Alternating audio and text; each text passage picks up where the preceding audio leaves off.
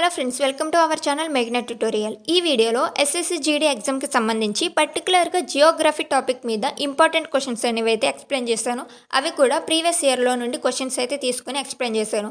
ఇవి మీ ఎగ్జామ్కి ఇంకా ఈజీగా, అంటే మీరు రాసే ఎగ్జామ్స్కి ఈ క్వశ్చన్స్ రావచ్చు, లేదా ఈ టాపిక్ మీద బేస్ చేసుకుని క్వశ్చన్స్ రావడానికి అయితే ఛాన్స్ ఉంటుంది. కాబట్టి ఈ వీడియోని అయితే మిస్ చేయకుండా ఎండ్ వరకు చూడడానికి ట్రై చేయండి. ఈ ఒక్క వీడియో చూస్తే ఈ జియోగ్రఫీ మీద ఏ లెవెల్లో క్వశ్చన్స్ అడుగుతున్నారు అన్నది మీకు ఒక క్లారిటీ వచ్చేస్తుంది. సో వీడియోలోకి వెళ్ళే ముందు ప్లీజ్ వీడియోకి ఒక చిన్న లైక్ చేసి, కొత్తగా ఎవరైనా మన ఛానల్ని చూస్తుంటే సబ్స్క్రైబ్ అయితే చేసుకోండి.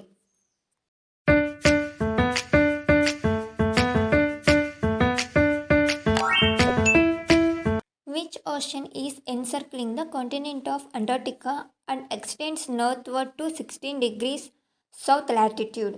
అంటార్క్టికా ఖండాన్ని చుట్టుముట్టి 60 డిగ్రీల దక్షిణ అక్షాంశం వరకు విస్తరించిన మహాసముద్రం ఏమిటి? సో అంటార్క్టికా ఒక కాంటినెంట్, అదొక ఖండం కదా, దాన్ని చుట్టుముట్టి 60 డిగ్రీల దక్షిణ అక్షాంశం వరకు, సో అంటే సౌత్ లాటిట్యూడ్కి విస్తరించిన మహాసముద్రం పేరు ఏంటి అని అడుగుతున్నాడు.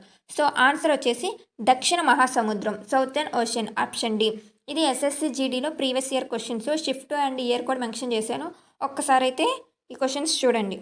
Question: Which port is developed as a satellite port to reduce the congestion of Mumbai port? Mumbai port రద్దీని తగ్గించడానికి ఉప పోర్టుగా అభివృద్ధి చేసినటువంటి పోర్ట్ ఏది? సో ఆన్సర్ వచ్చేసి నవసేవ. దీన్నే జవహర్లాల్ నెహ్రూ పోర్ట్ అని కూడా అయితే పిలుస్తారు. ఈ నవసేవ అనే పోర్ట్ని 1989లో ఈ ముంబై అంటే మహారాష్ట్రలోని ముంబై పోర్ట్ దగ్గర రద్దీ అనేది ఎక్కువగా ఉండేది. కంటైనర్స్ అనేవి భారీగా ఎక్కువ బరువు ఉంటాయి కదా, ఆ కంటైనర్స్ అన్ని సరుకు అనేది వెళ్తున్నప్పుడు అక్కడ ఎక్కువ రద్దీని తగ్గించడానికి ఈ నవసేవ అంటే జవహర్లాల్ నెహ్రూ అనే ఈ పోర్ట్ని, ఇది ఒక శాటిలైట్ పోర్ట్, అది కూడా గుర్తుపెట్టుకోండి. దీన్ని అయితే 1989లో అయితే నిర్మించడం జరిగింది. The context of tides, when do neap tides occur? నీటి ఆటుపోట్లలో నీపు టైడ్స్ ఎప్పుడు ఏర్పడతాయి? సో ఈ క్వశ్చన్ గురించి మనం తెలుసుకోవాలంటే ఫస్ట్ మనకి ఇప్పుడు ఇది సూర్యుడు అనుకోండి, ఈ సూర్యుడు ఇక్కడ ఉంటే ఇది భూమి అనుకోండి, భూమి తన చుట్టూ తాను తిరుగుతూ సూర్యుడి చుట్టూ కూడా తిరుగుతుంది, తన చుట్టూ తాను తిరుగుతూ సూర్యుడి చుట్టూ కూడా తిరుగుతుంది కదా. మన భూమికి ఏంటో ఈ చంద్రుడు నేచురల్ శాటిలైట్, ఇది మనకి తెలిసిందే. ఇప్పుడు ఏంటి, చంద్రుడు తిరుగుతూ ఉన్నప్పుడు, అంటే ఇది చంద్రుడు అనుకోండి, దీన్ని ఇది చంద్రుడు అంటే ఈ అక్షంలో తిరుగుతున్నాడు అని అనుకోండి. ఫస్ట్ మనకి అమావాస్య అండ్ పౌర్ణమి ఏర్పడతాయి కదా, ఈ క్రమంలో ఏంటి, ఇది ఇదేంటేను అమావాస్య ఏర్పడినప్పుడు చంద్రుడు, ఇది పౌర్ణమి ఏర్పడినప్పుడు చంద్రుడు అనుకోండి. తగ్గుతూ వెళ్తుంది మళ్ళీ అమావాస్యకి, మళ్ళీ అమావాస్య నుండి పౌర్ణమి వచ్చేటప్పటికి చంద్రుడు కొంచెం పెరుగుతూ వస్తాడు కదా. ఇది మొదటి దశ, రెండవ దశ, మూడవ దశ, నాలుగవ దశగా తీసుకుంటే, ఈ మొదటి దశలో మరియు మూడవ దశలో ఉన్నప్పుడైతే ఈ టైడ్స్ అనేవి, ఈ నీప్ టైడ్స్ అనేవి ఏర్పడతాయి. ఎందుకంటే సూర్యుడికి భూమి అండ్ చంద్రుడు, మన భూమి చంద్రుడు అనేవి లంబంగా అంటే 90 డిగ్రీస్ చేసినప్పుడు, 90 డిగ్రీస్ యాంగిల్లో ఉన్నప్పుడు, 90 డిగ్రీల కోణంలో ఉన్నప్పుడు ఈ నీప్ టైడ్స్ అనేవి ఏర్పడతాయి అనమాట. ఈ ఫస్ట్ ఉన్నప్పుడు ఏంటో తక్కువ అలలు ఏర్పడతాయి, ఈ థర్డ్ దానికి వచ్చేసేపటికి ఎక్కువ అలలు ఏర్పడతాయి అనమాట. ఇక్కడ ఏం చెప్పాను, 90 డిగ్రీల కోణం చేసినప్పుడు లంబంగా ఉన్నప్పుడు అని చెప్పాం కదా, అంటే రైట్ యాంగిల్లో. So answer option C, sun and moon at right angles, లంబ కోణంలో ఉన్నప్పుడు. సూర్యుడు అండ్ చంద్రుడు భూమికి 90 డిగ్రీల కోణంలో ఉన్నప్పుడు నీప్ టైడ్స్ అనేవి ఏర్పడతాయి. 2011 which state has highest population density? 2011 జనగణన ప్రకారం అత్యధిక జనసాంద్రత కలిగిన రాష్ట్రం ఏది? సో ఇదేంటో 2023లో వచ్చింది ఎస్ఎస్సి జీడీకి. ఇవన్నీ SSC GD questions. So answer చూస్తే ఏంటి, Bihar. Which mountain pass connects Tawang with Lhasa? తవాంగ్ను లాసాతో కలిపే పర్వత మార్గం ఏది? సో దీని ఆన్సర్ వచ్చేసి బూమ్లా. ఈ బూమ్లా అనేది అరుణాచల్ ప్రదేశ్లో ఉంటుందన్నమాట. ఇది ఇండో చైనాని కలిపేటువంటి ఒక పర్వత మార్గం, మన భారతదేశానికి ఇండో చైనాని కలిపేటువంటి ఒక పర్వత మార్గం అనమాట. Sundari tree is typically found in which forest type? సుందరి చెట్టు సాధారణంగా ఏ అడవుల్లో కనిపిస్తుంది?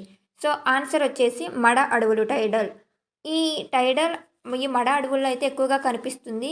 ఈ చెట్టు ఎక్కువగా ఉప్పు నీటిలో పెరిగేటువంటి చెట్టు అనమాట. ఉప్పు నీటిలో పెరిగేవంటి చెట్టు మన భారతదేశంలో మాట్లాడుకుంటే ఇటు పశ్చిమ బెంగాల్ అంటే సుందర్బన్స్ డెల్టాను అండ్ అంతేకాకుండా అండమాన్ నికోబార్ దీవుల్లో కూడా ఈ చెట్లు అయితే ఎక్కువగా కనిపిస్తాయి. ఇది ఉప్పు నీటిలో అయితే పెరుగుతుంది. ఇది కలపని బాగా యూస్ చేసుకుంటారు. Next question, which Indian state shares the longest border with Bhutan? భూటాన్తో అత్యధిక సరిహద్దు పంచుకునే భారత రాష్ట్రం ఏది? సో ఆన్సర్ వచ్చేసి అస్సాం. అస్సాం అయితే భూటాన్తో ఎక్కువ సరిహద్దు పంచుకునే భారత రాష్ట్రం అనమాట. It is the great barrier reef located. Great barrier reef ఎక్కడ ఉంది? సో ఆన్సర్ వచ్చేసి క్వీన్లాండ్ కోస్ట్, ఆస్ట్రేలియా. క్వీన్లాండ్ కోస్ట్. ఈ గ్రేట్ బ్యారియర్ రీఫ్ అనేది ప్రపంచంలోనే అతిపెద్ద కోరల్ రీఫ్ అనమాట. అంటే తెలుగులో చెప్పుకోవాలంటే పగడపు దిబ్బలు అంటారు కదా, సో దానికి అలాంటిది. ఈ క్వీన్లాండ్స్లో అయితే కోస్ట్లో అయితే ఇది ఉంది. ఆస్ట్రేలియా కంట్రీ వచ్చేసి అంతరిక్షం నుండి చూస్తే ఇది ఇంకా బాగా కనిపిస్తుంది. దక్షిణ గంగగా ప్రసిద్ధి చెందిన నది గోదావరి. ద్వీపకల్ప పీఠభూమి భారతదేశంలో అతి పొడవైన నది గోదావరి నది. ఈ క్వశ్చన్ నిన్న ఎక్స్ప్లెయిన్ చేశాను. ఈ క్వశ్చన్స్ ఎక్స్ప్లెయిన్ చేస్తుంటే బేసిక్ క్వశ్చన్స్ అంటున్నారు, కాకపోతే ఏంటంటే ఈ క్వశ్చన్ బాగా రిపీట్ అవుతుంది, అందుకనే ఎక్స్ప్లెయిన్ చేశాను. బేసిక్ క్వశ్చన్స్లో కూడా నేను ఎక్స్ప్లెయిన్ చేసిన క్వశ్చన్స్ అన్నీ ఎస్ఎస్సి జీడీలో ప్రీవియస్ ఇయర్లో వచ్చినటువంటి క్వశ్చన్సే. సో అందుకని ఈ వీడియోలో అయితే ఎగ్జామ్ నేమ్, ఇయర్, షిఫ్ట్ కూడా అయితే మెన్షన్ చేసి చెప్తున్నాను. అంటే ఒకసారి క్లియర్గా మీకు అర్థమవుతుందని ప్రీవియస్ ఇయర్లో వచ్చినటువంటి క్వశ్చన్స్ ఏ లెవెల్లో ఉన్నాయని అర్థం అవడానికి. SSC GD exam 10th based level వరకు క్వశ్చన్స్ ఉంటాయి. ఈ వీడియోలో కొంచెం అడ్వాన్స్డ్ లెవెల్గా అయితే ఎక్స్ప్లెయిన్ చేస్తున్నాను. మీరు ఒకసారి ప్రీవియస్ ఇయర్ క్వశ్చన్ పేపర్స్ దగ్గర పెట్టుకుని ఈ వీడియోలో చెప్పిన క్వశ్చన్స్ ఉన్నాయో లేవో అని ఒకసారి చెక్ చేసుకోండి.